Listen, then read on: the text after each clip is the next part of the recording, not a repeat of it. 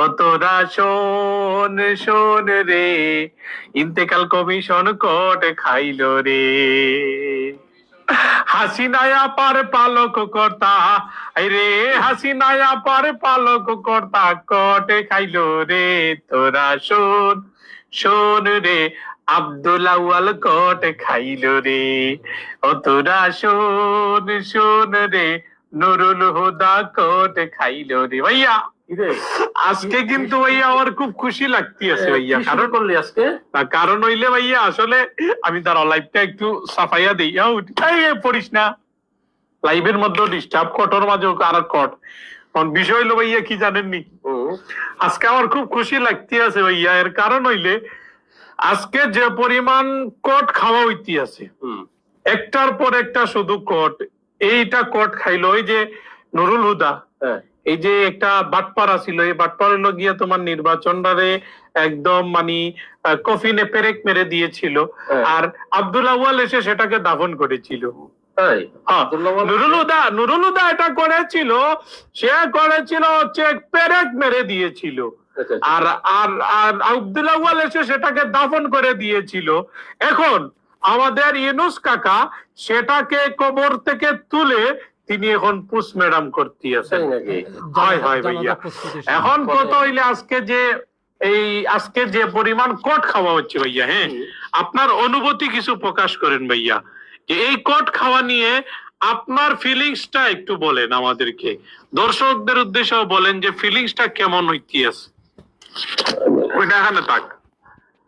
আমার ফিলিংসটা হচ্ছে, আমি সর্বপ্রথম আমি আমার পক্ষ থেকে আমি একজন মুসলিম জাতি, ইসলামের রীতিনীতি অনুযায়ী আমি সর্বপ্রথম আমার রব, আমার পালনকর্তা মহান প্রভু মহান আল্লাহ তাআলার দরবারে অসংখ্য হাজারো হাজারো শুকরিয়া জ্ঞাপন করছি। সেই কারণেই যাদের স্বৈরাচারের দোসর, অর্থাৎ স্বৈরাচারী মাফিয়া খুনি হাসিনা, এই খুনি মাফিয়া দুষ্কৃতিকারী ফেরাউনের উত্তরসূরি শেখ হাসিনা, তাকে যারা বিগত 16-17টা বছর এই বাংলাদেশের জমিনে ক্ষমতার মসনদে অবৈধভাবে জারদ সন্তানের সমতুল্য উদাহরণস্বরূপ বলতে হবে, জারদ সন্তানরা তাকে ক্ষমতার মসনদে বসিয়ে টিকিয়ে রেখেছিল।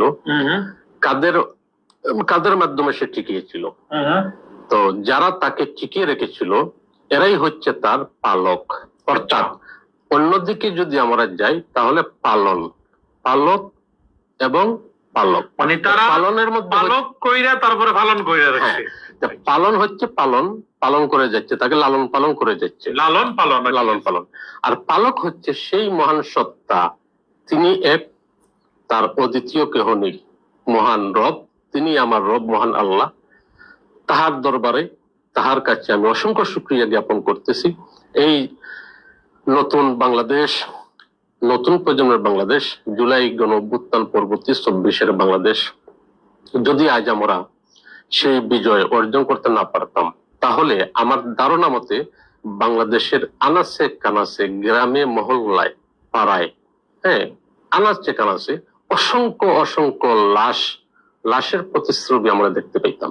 অসংখ্য লাশ আমাদের সামনে চোখে ভেসে উঠতো এবং শকুনরা আমাদের লাশগুলো, ওরা তাদের খিদার তাড়নায় ওরা আমাদের রক্তে মাংস, এই লাশগুলোকে ওরা আহার করত।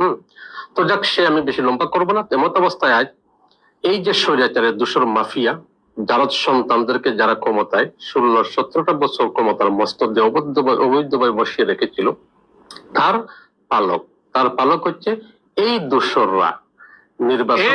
আব্দুল আউয়াল আর নুরুল হুদা, হ্যাঁ, শুধু নুরুল হুদা না, এবং আব্দুল আউয়াল নয়, আরো রয়েছে সাথে ওদের। আরো একটু অপেক্ষা করেন, দেখতে পাবেন কারা কারা কট খাচ্ছে সামনে, একটু অপেক্ষা করেন।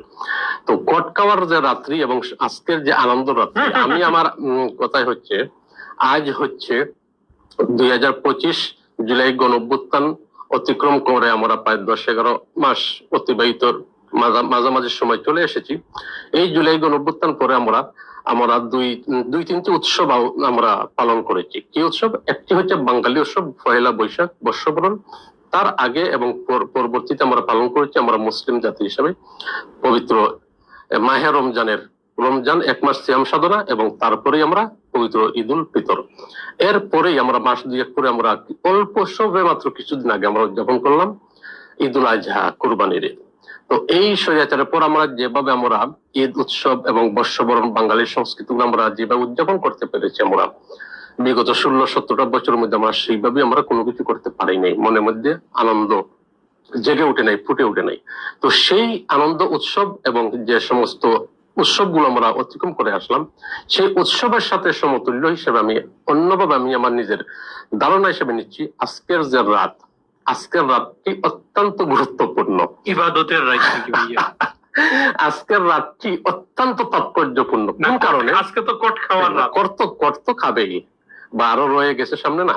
তো কোন কারণে আজকের রাতটি অত্যন্ত তাৎপর্যপূর্ণ সেটি হলো আজ রবিবার দিবাগত রাত প্রায় 10টার আগে, কম বেশ 9টার মধ্যেই, তখন মেরু যার তারও মেরু নেই কিন্তু, যে নুরুল হুদা, তাকে করা হয়েছে। তার 2-2.5 ঘন্টা পরেই, আনুমানিক রাত কিছুক্ষণ আগেই, প্রায় 12টা কম বেশ, এর মধ্যেই যে কাজী কোথায় লাগে? বিয়েতে, তাই না? তো শুধু বিয়েতে নয়, বিভিন্ন কাজে কিন্তু কাজের প্রয়োজন হয়। যেমন শেখ হাসিনা কাজের কাজী মানে ও কাজের কাজ। হ্যাঁ, তো শেখ এই যে স্বৈরাচার মাফিয়া শয়তান ডাইনিকে ক্ষমতায় রেখেছিল, এই যে কাজী, সেও কিন্তু আরেকটি মহাকাজী, মহাপাপিষ্ট কাজী। সেই কাজী আউয়াল লোকটি অত্যন্ত ভালো ছিল আমার জানা মতে। বিগত একটু পিছনে আমি চলে যাই, 2001 সালে বিএনপি জামাত জোট যখন ক্ষমতায় আসে, সে তৎকালীন সময় সচিব ছিল, বিভিন্ন দায়িত্ব পালন করেছে, তার একটা সুনাম ছিল। কিন্তু এমনকি সর্বশেষ বিএনপি জামাত জোট ক্ষমতায় থাকাকালীন শেষ সময়ের দিকেও সে